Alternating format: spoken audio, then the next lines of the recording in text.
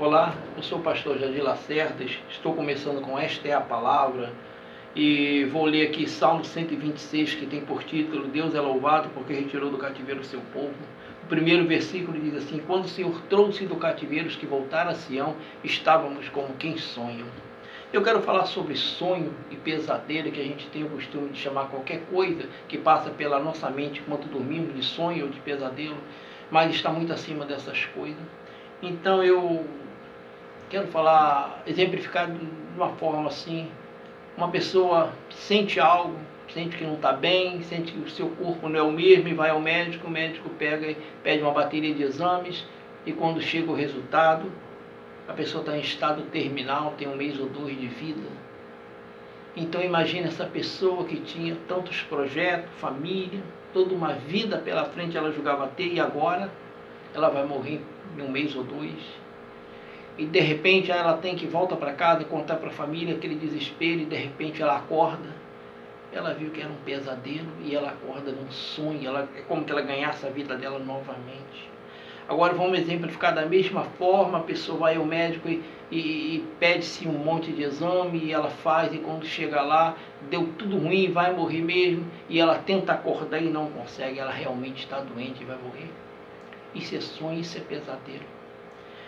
Então Israel estava feliz da vida, estava como quem sonha. E o versículo 2 diz assim, o versículo 2 fala: então a nossa boca se encheu de riso e a nossa língua de cântico. Então se dizia entre as nações: grandes coisas fez o Senhor a este.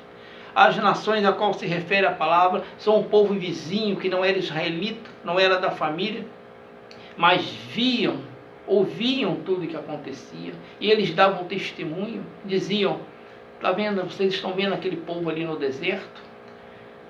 O Deus deles é um Deus poderoso, tirou eles com o braço forte do Egito, de um cativeiro de 430 anos. Foi perseguido por Faraó, e antes de sair de lá, o Deus dele destruiu todo o Egito com 10 pragas, abriu o Mar Vermelho para que eles pudessem fugir, e fechou o Mar Vermelho, matando todo o exército de Faraó.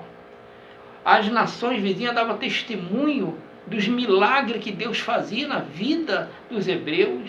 Diziam: olha, durante o dia nós vemos daqui uma nuvem imensa cobrindo o arraial deles do sol escaldante do deserto, e à noite uma coluna de fogo que aquece do frio terrível que é e protege das serpentes, espanta as serpentes.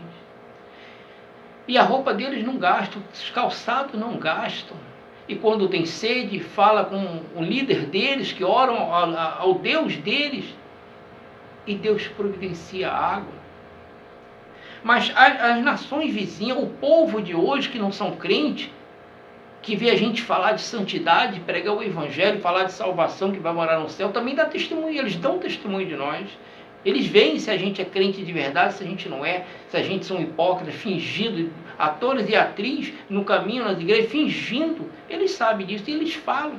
E a Bíblia diz que bem-aventurado é quando mentindo, isso é todo mal contra nós, mas muitas das vezes não tem ninguém mentindo. Muitas das vezes é verdade. Nós vemos aí na internet aí um escândalo atrás do outro. Agora a modernidade, esse benefício da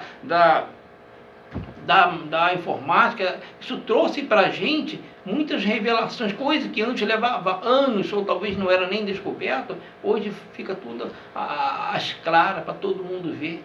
E parece que se perderam a vergonha, ninguém tem mais vergonha de ser desmascarado, ainda fica rindo, achando graça da situação.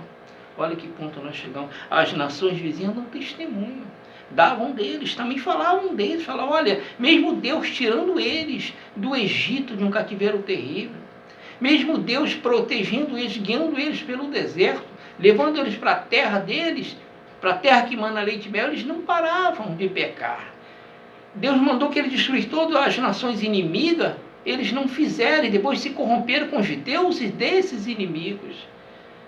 Então as nações viam, o povo vê hoje como é o povo de Deus. Tem homens e mulheres na presença, chorando sangue, mas tem firmes, mas tem muita mentira, como aqui. Então a nossa boca se encheu de riso, a nossa língua de cântico. felicidade, muita alegria quando se está nesse bem. Mas nós vemos no versículo 3, grandes coisas fez o Senhor a eles, por isso estamos alegres. Por isso estamos alegres. Aí nós vemos, grandes coisas fez o Senhor por nós, e por isso estamos alegres. Nós vemos que fez, está no passado. Quantas pessoas hoje que não recebem bênção de Deus há muitos anos, porque não se posiciona mais, não anda mais na presença de Deus, querem a bênção, mas não querem o abençoador, não está nem aí se vai morar no céu ou no inferno, eles querem aparecer nessa terra, sobressair nessa terra. O versículo 4 diz assim, faz-nos regressar outra vez, Senhor, do cativeiro como as correntes do sul.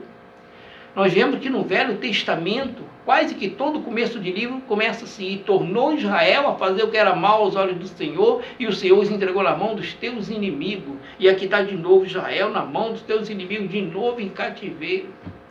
Nós vemos que quando Salomão fez o primeiro templo a Deus, e ali, quando ele fez aquela oferta imensa, e agradeceu, fez todos os agradecimentos a Deus, e depois fez um monte de petições. Uma dessas petições foi o que ele disse, ele conhecendo o povo, ele falou, Senhor, tu conheces o teu povo, e tu sabe que mais cedo ou mais tarde, eu estou resumindo, né, o que Salomão falou, eles vão pecar, mas eu quero te pedir que quando eles pecarem, que estendendo a mão, e forem levados em cativeiro para outros países, e de lá estendendo a mão para essa casa que se chama pelo teu nome, que o Senhor venha levantar libertador para tirar eles, para trazer de volta.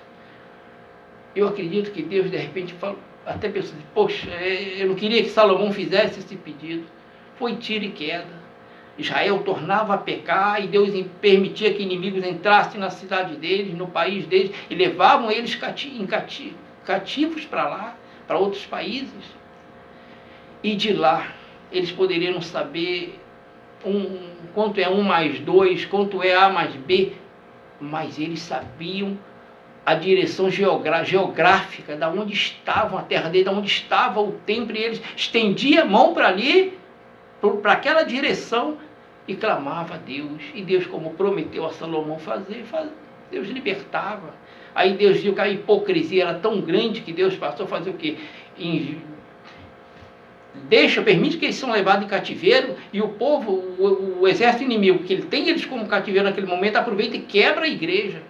Quebra, derruba o templo, que aí não tem mais tempo para se estender a mão para lá.